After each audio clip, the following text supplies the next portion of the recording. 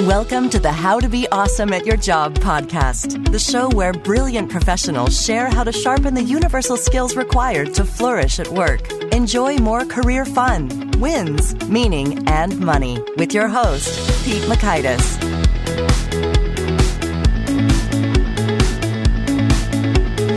Hello, and thanks so much for joining us here for episode 250 with Magdalena Yeşil. I think you will really find Magdalena's insights valuable because she's coming from a place of genuine experience, very impressive set of credentials, and a rise to power.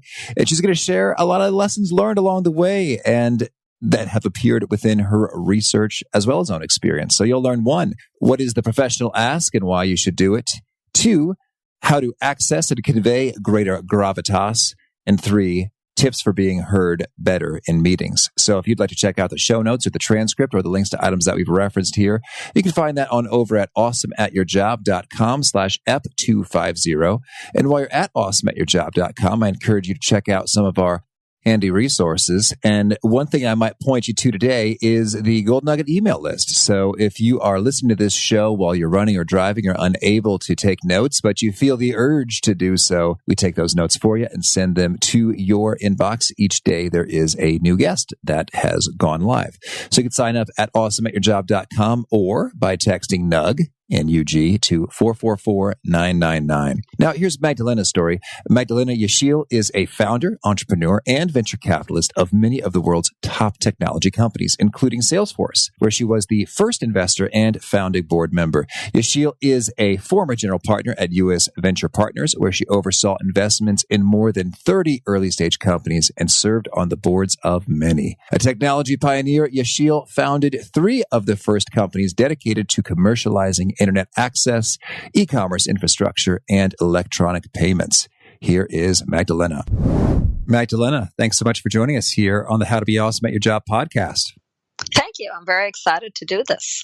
Oh, I am too. And I'd love to kick it off if you could share with us the story of when you had to take the SAT, you got there via a ride from a fisherman. What's the backstory here? Yes, not the most traditional way to go to the SAT exam. So I have to take you back to 1975 in the late fall. And the women and men in high school in Turkey did not think of going abroad to university. So the SAT exam was something incredibly unique.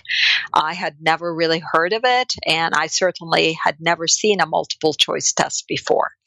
It was being offered on the European side of the city. Istanbul is a city that is built on 2 continents, Europe and Asia. I happened to live on the Asian side, and it was being offered starting at 8 a.m., which meant that I should be on my way about 5:30 a.m. Well, it turns out we did not have ferries running that early. So what ended up happening was that my boyfriend took me to the narrowest part of the Bosphorus. And we knew that in that narrow part of the Bosphorus, which is the waterway that divides the Asian from the European side, we would find some fishermen who usually spent the night so that they could go out fishing with dawn. And we were able to wake one up. And when offered him enough money and told him what the reason was, he was kind enough to actually take us across on his little baby motorboat, fishing boat, to the European side. And then the exam was up a really steep hill in a spot that today is the Bosphorus University. But in those days, it was a school. It was a boys' high school. And not only did we cross the Bosphorus on a fisherman's boat, but then we actually had to hike our way up to the exam venue. The biggest shock, though, wasn't crossing the Bosphorus to get to the SAT on a fishing boat. The biggest shock was actually seeing that you had to answer by coloring in circles the exam questions. I had never seen anything like that before. That was just amazing to me. Oh, well, what a story. And I think about whenever we're tempted to say, oh, I don't want to inconvenience that person, or, oh, I guess I'm out of luck, I can't make it. Just that sheer resourcefulness and determination. And I don't know if you can recall, but at the time, just what was the amount of money it takes to get a sleepy fisherman to give you a ride across? Probably it was 5 or 6 liras, probably no more than with the at time exchange rate, maybe about $1. But that was big money for a high school student. Right. Yeah. And then you put 40-ish years of inflation there. And okay, I'm with you. All right. So I'll try that out. If I find myself in that situation, which is very specific, with another urgent need, SAT is behind me, except in scary dreams that come up from time to time. I guess I'm naked and unprepared for it. Cool. Well, it just shows, first of all, I had a very nice boyfriend who was willing to help me out to make that journey to the exam, and that we were very resourceful. We actually were able to think of a way to get me to the other side of the Bosphorus. Yeah, that's great. Well, and so I want to talk about some of your resourcefulness. You've packed a whole lot of it in your most recent book called Power Up. Sort of what's the main idea behind the book and why is it important here and now? Yeah, so Power Up, How Smart Women Win in the New Economy, is really all about being resourceful and how I, in my career, was able to take advantage of the opportunities and really embrace them with both hands and make do with whatever I had. And it wasn't just me, but also was other women, 27 others that I interviewed for the book. Our learning, our experiences, our advice to the next generation. What's really heartwarming is that a lot of the reviews I read on the book are actually coming from men. I want to say maybe even more than 50% of the reviews are written by men. So even though I originally wrote this book for young women, I feel that the advice applies across the board. It's supposed to be incredibly pragmatic, incredibly easy to apply, because when you are resourceful, when you don't have very many resources in your hand, you make do with whatever you have. A lot of that actually translates to other generations, other geographies. Okay, excellent. Well, thank you. And so I am eager to dig into some of these items. Your table of contents is so tantalizing. And so I just want to just jump into the pieces that I found most intriguing. So could we start off by sharing what is the power to flow and how do we get that? So I opened the book with the most traditional way to basically send someone off on a journey, which is exactly what my friends and family did, as well as my neighbors, as I embarked on my journey to come to the United States. What people do is they take buckets of water, and as the individual is departing, they throw these buckets of water after the person as they're driving away or walking away or taking a ferry. The idea is that water always flows and gets to a destination. And they're wishing the person leaving the ability to flow and get to where they want. Water flows around rocks and boulders, and if there's a big barrier, it usually finds cracks. Sometimes it goes underground and becomes underground streams. And that concept of flowing, and when you're faced with difficulty, sometimes when you're faced with absolute no's, and to be able to maneuver your way around has really helped me a lot in my career. I've actually used that imagery for myself, and I do think it's a strong imagery. What it means is that no one can stop me. I might not end up exactly where I wanted. I might not end up taking the journey I thought I was going to have, but I'm going to get to the other side one way or the other. Okay, so it's about mindset and a visual and metaphor that sort of triggers that sense of conviction and motivation. That's great in terms of starting in your brain. And so then when it comes into practice, in terms of like the day-to-day, what are some things that you're in fact doing, actions you're taking to keep that flow power going? Well, some of the simplest things to do is when you want something to actually ask for it. All right. You know, very often we want something and for some reason we are feeling like we cannot actually specifically put it on the table and ask for it. A good example, actually, I share this in the book, is I wanted to be a speaker at a invite-only conference years back. I was the co-founder of a no-name company. I was a no-name person myself. And this was a conference that was really for the elite of the industry, of the technology industry. You're elite now. Yeah. Well, not maybe so. Bill Gates, Larry Ellison, those types of names would get invited, not a nobody startup founder. And I had the opportunity to actually have a meeting with the organizer of the conference. And we were talking about the startup and the new technology. And as he was leaving, I said to him, "Do you know my birthday is coming right up?" And he looked at me like, "What does that have to do with anything?" And I said, "Do you know what I want for my birthday? More so than anything else." And he took my bait and he said, "What?" He probably thought, "What is she talking about?" I said, "What I want for my birthday more than anything else is to be a speaker at your conference."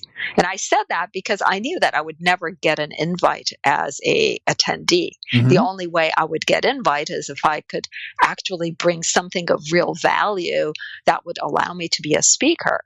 So he laughed. He thought it was a cute joke, and that was the end of that. But I put my request on the table, and literally about maybe 4 or 5 months later, I got an email from him. He was putting together a panel. One of the panelists was Scott Cook, the founder of Intuit, a couple of other people from the financial industry. And he was very excited to invite me as well because I had a company that was creating a product called CyberCash, which was an electronic payments for the, at the time, emerging e-commerce industry. So the bottom line is, ask. You may receive it. You may not. But if you don't, you didn't lose anything. That's a way to flow forward. Oh, that's excellent. And I'd love to zoom into the psyches of your readers and as you've engaged in conversations. What are some key reasons why people don't ask, and what's sort of the mental antidote to those excuses? I think the hardest thing for people and the biggest barrier for not asking is being turned down. They feel that if they get turned down, that will really be depressing. They will lose face, and they just don't want to go there. So the most important building block to being able to ask what you want is to actually convince yourself that if you are turned down, that's totally okay. It actually is not a disaster, and it doesn't take anything from your self-esteem. Once you convince yourself of that, it gets much easier to ask. Okay. Now, as I'm thinking about some things I've been a little bit hesitant or slow to ask for, I think it's been kind of like, I really, really want it, and there's not any direct urgency. And so I have maybe this conception that somehow I will be more worthy or impressive or persuasive if I do so at a different or later time. And I'm starting to think that that's BS. That's not actually true. I totally agree with that. I think a lot of people feel that, well, tomorrow I might be in a better position to get a yes. So let me just hold off. Let me just wait until then. I might be of higher stature, or somehow things might have worked out for me, and I might be in a much better position to get the final answer that I want. That would be great, but life doesn't usually work that way. And if we postpone tomorrow, who knows what will happen tomorrow? What will it bring? So in my life, a sense of urgency has always been in me and with me. I have always had this desire to do it now. Partly also, I'm a very impatient person. So asking today, I just want to get it over with. I want to put it on the table. Let them think about it now. Mm-hmm. Yeah, that's a great point. In that it's sort of like, upon what evidence or data do we have to suggest that delay will be good? Because there's plenty of data points that from my own life in which delay is bad. It's like, oh, I was going to ask for that opportunity from that person I know who likes me, but that person no longer works there, or no longer holds that title or role or position in order to extend that opportunity to me. And so it's like the delay hurt me, and the delay, it's like there's not much hard proof or evidence that it will help me. Absolutely. And I think my impatience actually comes in handy here. I always feel like this is the best time now. Now is better than ever before or ever later. So I embrace things that way. Sometimes I'm full of it. It doesn't work out. I was just too premature. I just didn't have the credentials or it wasn't the right timing. But I'd rather step forward now than wait. And that's usually working out for me. I'm doing a new startup right now. So I've gone from being a venture capitalist and an angel investor with the power of the checkbook to being a very needy entrepreneur again. And this desire to just ask for things and put it all on the table so that others are thinking about it on my behalf as well. I'm back to that mode and it's working out. That's good. And I know this is hard to pin you to a number, but I think it's helpful context. So when you ask for something, and maybe you historically have thought, or others that you've advised thought, well, I have really no business doing this. No, I'm not worthy yet. They don't like me enough. I don't have the credentials or whatever. Sort of, how often do you think people get yeses when you just put yourself out there, person to person, face to face? Yeah, let me tell you, more than 50%. Booyah. Yeah. Awesome. So it's more than average. So the good news, I feel, and the reason why I keep doing it and I recommend it to others, is that the probability of getting yes is actually much higher than you thought. And if that is, in fact, the case for others as well, then it becomes you get that positive feedback and you do it more. Because I've asked in the past and I've gotten what I've wanted more than half the time, then I'm more likely to ask. If you never ask, you'll never get those statistics. And you'll probably just assume that, well, the probability is probably less than 5% I'll be given what I'm asking for. I'm not talking about outrageous stuff. I'm not talking about going and asking for a big house or a big car or any of that. I'm talking about in your career, asking for a meeting, asking for the audience of someone, asking for feedback from someone you care about, asking to be included at a conference. The professional asks that make a lot of sense for your career, even though maybe it's a little early for you in your career. Extend yourself.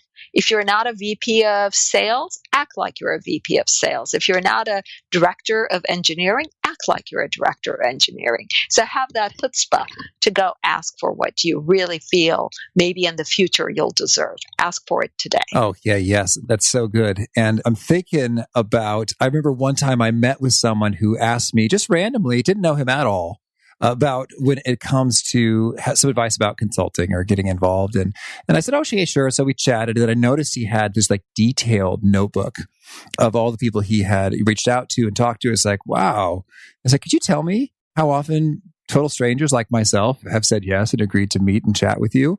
And he said, oh yeah, let me crunch those numbers. And he told me that amongst total strangers, it was about 28% of the time. And so you put in the context you're talking about, a professional ask and someone that you have some kind of a connection or relationship or like-mindedness, affinity and affiliation in some way, that can really skyrocket it past 50%. So that's encouraging. Yeah, the other thing I just would like to say is if you feel like you're asking for something and it's going to be really one-sided, meaning you're going to be the beneficiary and the other people are really giving you, extending themselves for you, then think of what they will get out of it and then make the ask. Because it's almost much better to approach someone with something you want, but also be able to articulate for them what it is they're going to get. So always think about it from the other side's point of view as well. If I make this request, are they actually going to benefit from giving me what it is that I'm asking for?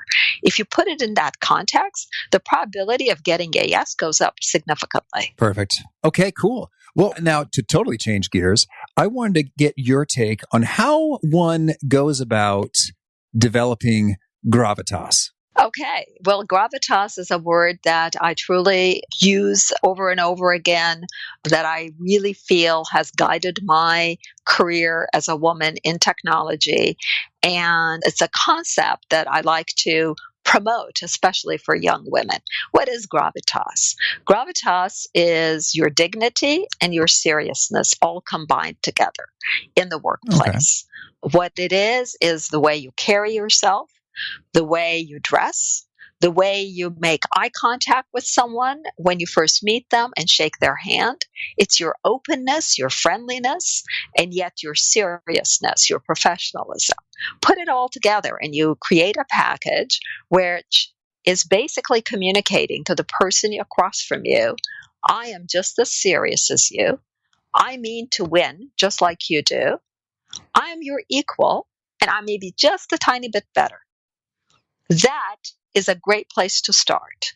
I think that I did that as a kid. I did that as a young adult, partly because I really grew up in an environment where things weren't necessarily being handed to me. I didn't always feel like I was the equal of other people, but I wanted to make sure that other people knew that I felt I was their equal. So communicating that very, very early in relationships, in your workplace, is so important for young women because it sets the tone. It basically subconsciously sends the message to those that are working with you that you mean business and nothing else. Okay. Well, so now I'd love it if you could maybe just really break that down in terms of, you mentioned that the smile and the handshake and such.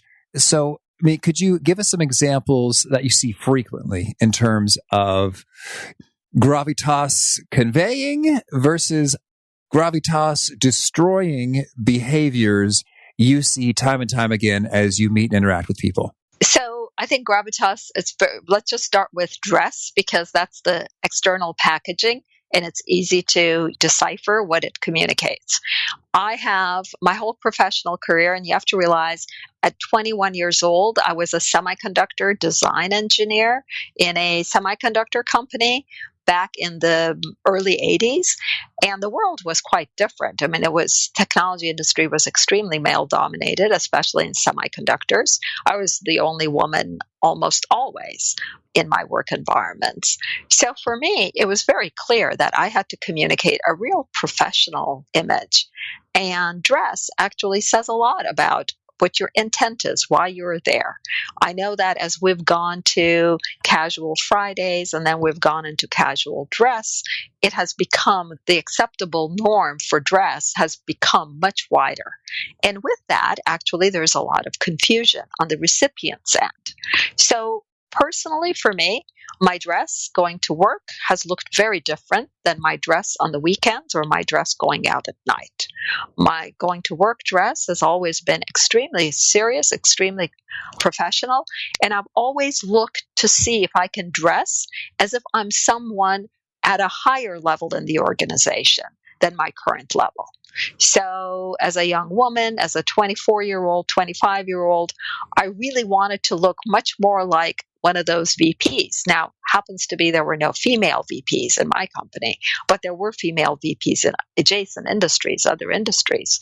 So I wanted to dress for a role I was aspiring to, not just dress for my role of today. And I know it sounds very old-fashioned, but it certainly has made a very big difference for me. Also, I think when you meet someone, to really have the posture of standing up, really on your own 2 feet, to have a firm handshake, to put out your hand first, especially if you're with a man, shaking their hand, for the woman to extend their hand first. What it shows is power. It shows actually affirmative behavior. It shows I am choosing to shake your hand versus I'm reacting to you. And pretty much everything, it's taking that first step. We lead with so many subtle messages.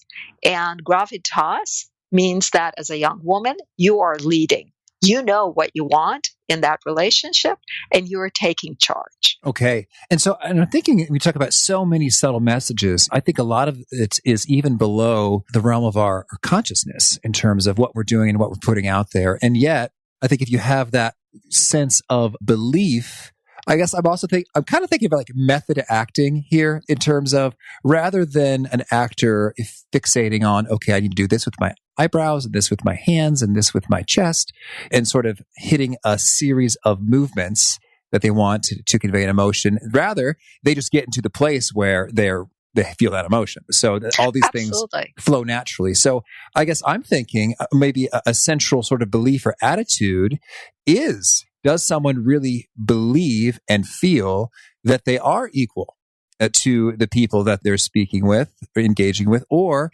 that they are just a worker and someone so much more impressive and influential and amazing relative to them? So how do you think about just, I guess, the fundamental mindset, self-belief stuff there? Yeah, well, I think it unfortunately usually starts very early in our lives. And therefore, if we have children, it's very important to ingrain in them that sense of self-confidence. And we can talk about that some more. But it's that self-confidence that comes through. You're absolutely right. And the advice I give in Power Up, How Smart Women Win in the New Economy, is all about dressing in stuff that makes you feel powerful. Because if you are walking out of your house and you say to yourself, wow, I really look good, I feel powerful, I feel just so great today, you're going to communicate that to people. I have a story in the book about my college classmate, Christy Wagner, who basically had nothing to do with the computer industry. She had a great degree in biology, but she got a computer industry job. And I said, Christy, how do you do it? You don't know this stuff. I had a double E degree. So I was just amazed she had so much self-confidence. She got a job. She said, you know what? I put on my bitchin' clothes and I get out of my house and I walk into that office and I feel so good. And sure enough, she was incredibly successful because she had that attitude. It didn't take her very long to learn. She obviously was a smart woman. She was a quick study, but it was that attitude that carried her forward. She didn't walk in saying, well, I'm not good at this, I'm not good at that, and these other people, please let me sit all the way in the back and not get noticed. No, she put herself out there and people took her lead. She looked like she knew what she was doing, and they believed that she knew what she was doing. You know, I really like how you've zoomed in on clothes and how they make you feel. And I'm kind of reflecting on, I remember there was a number of occasions I went on a speed dating event in sort of the same event, same place across multiple years. And one year I had some shirts that were sort of custom made to my measurements. And so I sported one of those.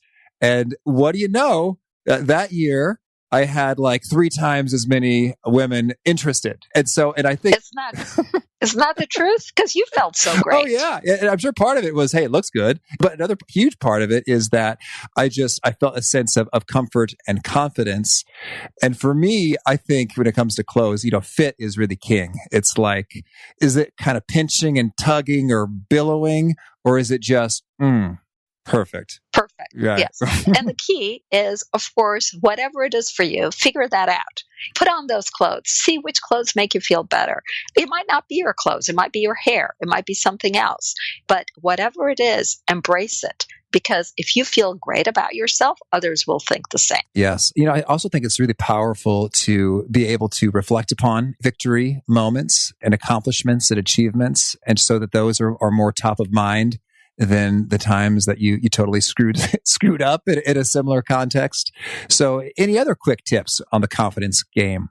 So I always feel that what works for me is projecting myself in a winning position that I really want. So if I really want to close a customer or turn a prospect into a customer, I will think about them 6 months out. And we're having a celebration dinner because actually our software has really increased their sales. And they're telling us how fantastic it has been. So I do these mental imagery that makes me feel like I actually have made my customer's life so much better. I have increased their business. I have solved a problem that they couldn't solve before. I've brought efficiency. And when I create these images for myself, I start believing that, in fact, our software can do that. So when I meet them, I am talking to them with so much more passion, with so much more conviction. And same thing when you're fundraising. When you're fundraising as an entrepreneur, you're sitting across from venture capitalists. They're all powerful because they happen to have the money. But are they? You are actually the one who's going to make them money. You actually are the one that they should be chasing, because if they're not an investor in your company, but others are, they're going to feel so sorry. They're going to feel so left out. So getting yourself, doing these pep talks with yourself, I'm going to meet that investor, but in fact, that investor, I'm giving them the opportunity to invest in me. I'm giving them the half hour that they might not even deserve, but I will give it to them. And let the other side feel like it's really an honor to be with you. It's really an opportunity to be with you. Oh, that's so fun. And I think there's some gurus about pitching, and I'll find them and have them on the show one of these days. That's kind of huge part of their whole approach. And people say they don't ask for the money, they just take the money because Exactly. And listen, I have done a lot of pitching at Salesforce, where I'm the first investor and founding board member. We could not raise a penny of venture capital. And it's hard to believe that, with Salesforce now building the tallest building west of the Mississippi. But it's not always easy. And yet we never got discouraged just because VCs didn't get it. We just said, hey, they're just not as smart as we thought they would be. So it's that attitude really comes in and helps you out when things are not going your way, and that ability to flow. So we went and found money from private investors. It took a lot more work because we raised it in small chunks, but so be it. We were going to persevere. Okay.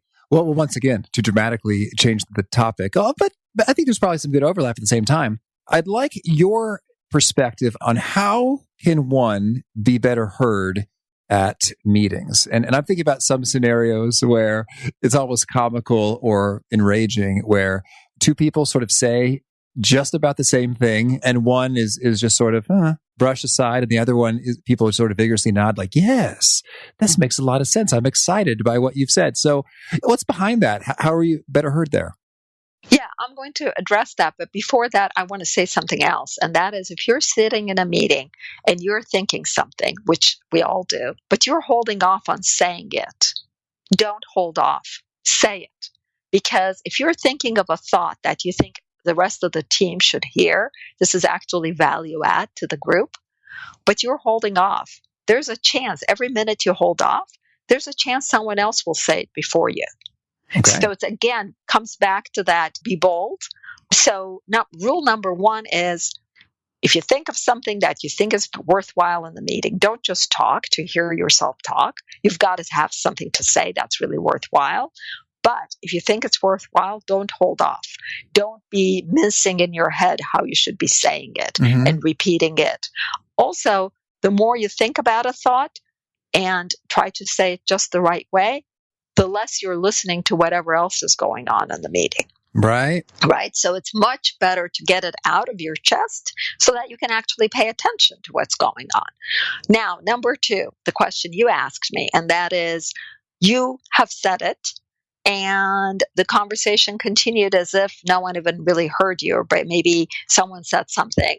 And then about 5 minutes later, if you are a woman, it's usually a man who says something almost exactly the same or very, very similar.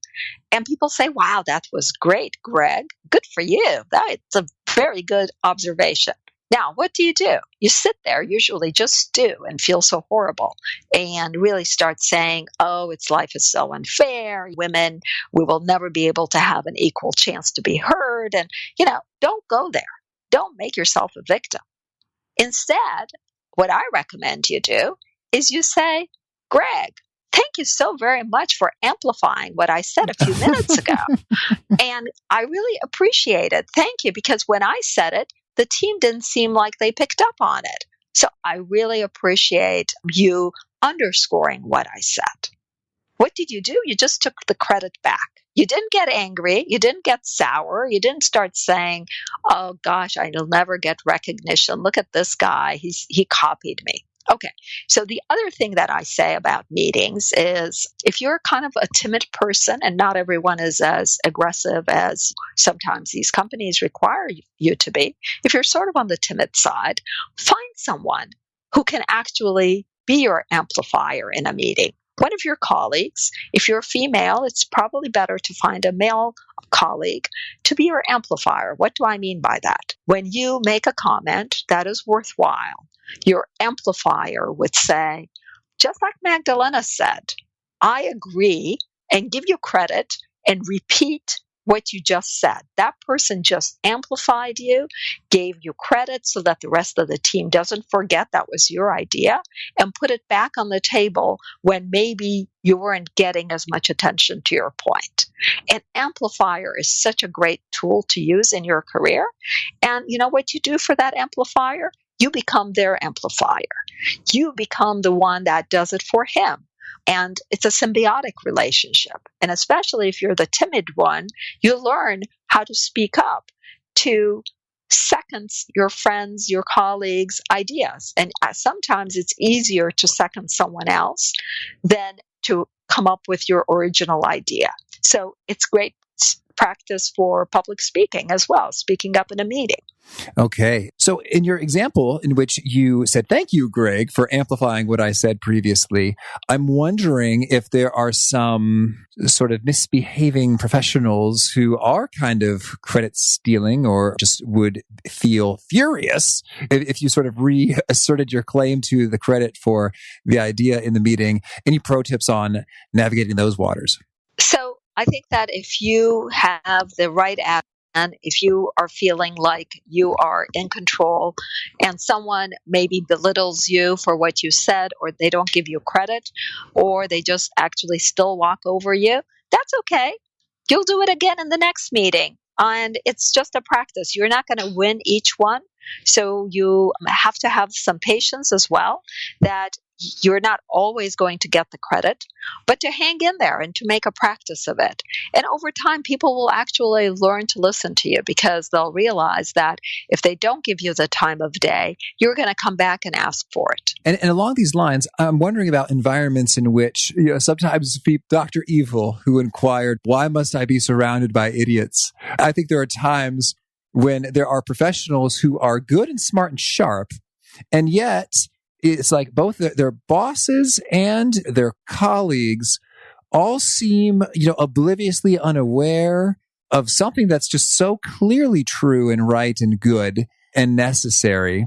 And it seems like they don't even get or appreciate how you are raising critical factors. And so I have a number of ideas are coming to mind, whether it's, people are doing some group collaborations and trying to win over a big customer or grant. There's like, hey, you straight up have errors or inconsistencies in this proposal that you're putting forward. Like, come on now. So I think that's a uniquely tricky situation, but I'd love your view on that one too. Well, so first of all, if you don't have a supportive boss, if you have a boss who is minimizing you or ignoring you, it probably is time to find another boss, because there's no one more important for your career advancement than your current boss. And I cannot stress that enough. And I do talk about a boss as potentially a sponsor, where they are actually trying to open up doors for you and help you advance in your career. Now, we cannot always find another job. We cannot always find another boss. Sometimes we're just stuck with the situation.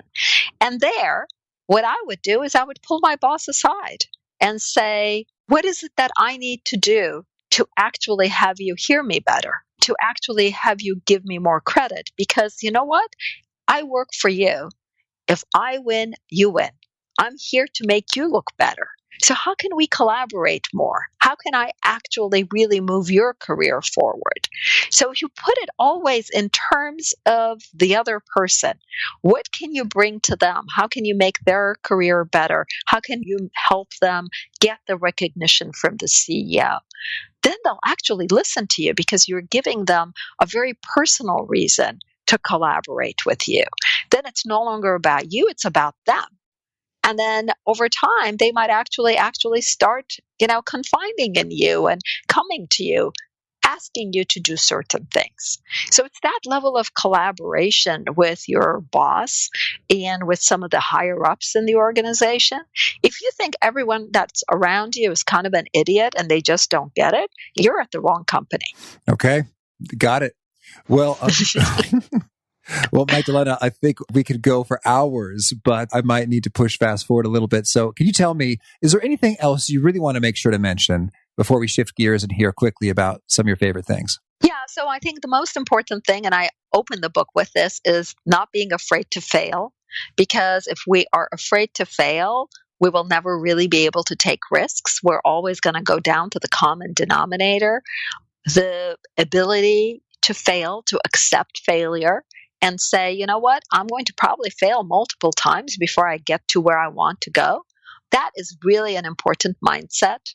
And I certainly have failed multiple times in my careers. They were painful processes, but they made me much stronger. And the one thing I knew was that no failure was ever going to stop me. Okay, thank you. Well, now could you share with us a favorite quote, something you find inspiring? I don't know if it's inspiring, but a quote that I think very often that one of my old bosses used to say is, "You get nothing for trying." It's kind of a harsh quote, but he's absolutely right.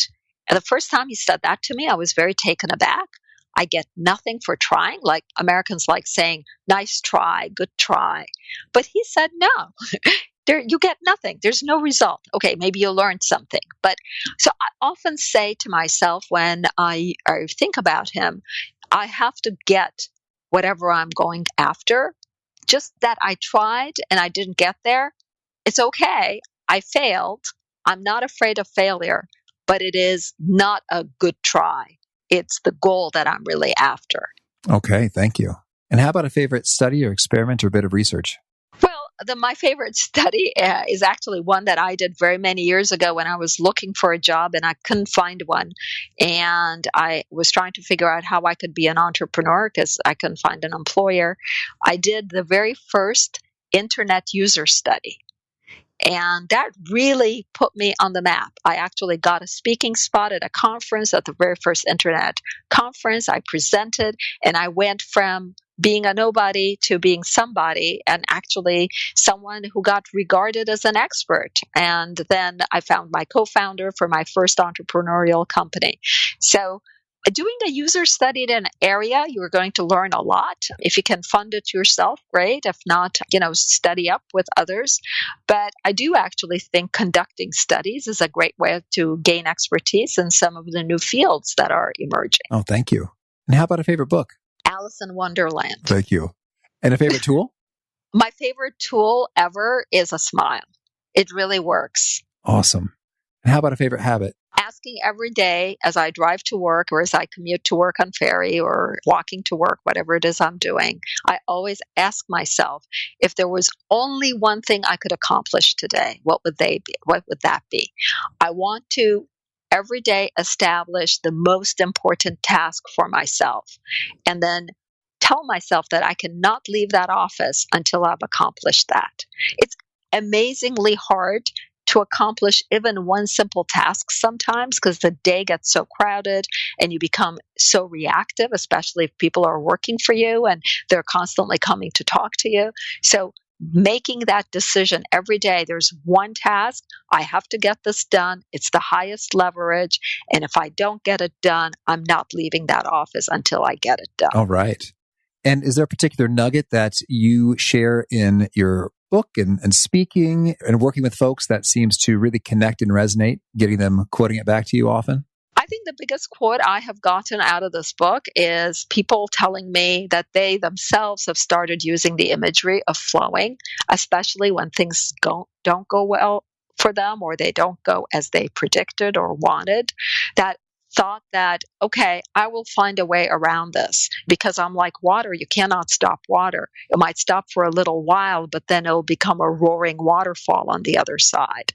So it's amazing how I thought no one would really embrace that. They would think that the whole concept of people throwing water after you as you depart is some arcane habit of a different culture. But it really seems to resonate with people. Awesome. And if folks want to learn more, get in touch, where would you point them? To Magdalena.com. Also, you can find me on Twitter, on LinkedIn as Magdalena Yeşil. Okay. And do you have a final challenge or call to action you'd issue to folks seeking to be awesome at their jobs? Never be a victim. Never. Never let anybody make you feel like a victim. and take the word hurt out of your professional vocabulary. The workplace is never a place to feel hurt. Okay. Well, Magdalena, thanks so much for sharing this perspective. Powerful stuff. It served you well, and I think will serve many listeners well. So please keep doing what you're doing. And it's been great chatting. I hope it will help very many, especially young people, push forward in their careers and get to where they want. I don't know about you, but I've been rather emboldened ever since I had this conversation with Magdalena about the professional ask and doing it, and how my quote unquote justifications or rationalizations or good reasons for not doing it are not so good. They're really just based in fear or some sort of anxiety. And it's, they don't hold up. They don't hold water. So I liked how she set me straight. And I hope you too feel a greater sense of courage and conviction that it is right and appropriate and just for you to go ahead and make that request, and sooner rather than later, maybe even today.